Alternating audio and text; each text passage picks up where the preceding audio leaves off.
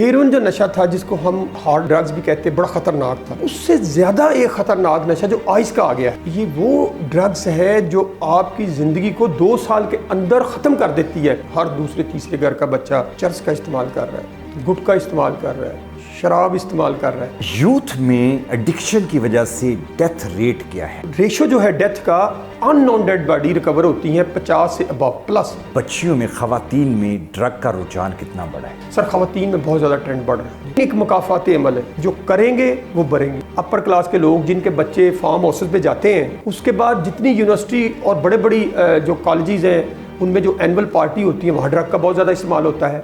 उसके बाद क्लब खुले हैं, अंडरकवर शीशा कैफ़े बन गए हैं, जहाँ दुबई की तरह बच्चियां डांस करती हैं। ये एक अलार्मिंग सिचुएशन है। अगर हमने 2-3 साल में इस मसले को सीरियस ना लिया, इस पे काबू ना डाला, लाहौर की हर सड़क, हर चौक और चौराहे में नशे नजर आएंगे।